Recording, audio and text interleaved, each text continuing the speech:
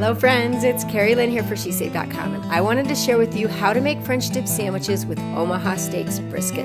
This is one of my favorite go-to recipes, and as you can see, it all starts with a pre-cooked, frozen, thawed overnight in the fridge brisket from Omaha Steaks, and it's so easy. You're going to cover this and bake it at 325 for 45 minutes, and it comes out of the oven. I cannot even tell you, looking beautiful. There you go.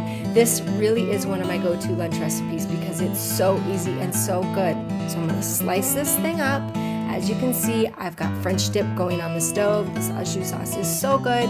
I've got my rolls buttered now. I'm going to put them in the oven and broil them until they come out looking golden and perfect. We're going to take them over here. I'm going to add the strips of beef brisket to them. And then we're going to top that with provolone cheese. We're going to return it to the oven and broil it just until it gets that perfect, bubbly, golden look to them. Then we're going to take them out once again, and we're going to put the lids on them, and they're ready to serve. And they're so good. I will include all of the information for you so you can make these yourself. These are my favorite French dip sandwiches.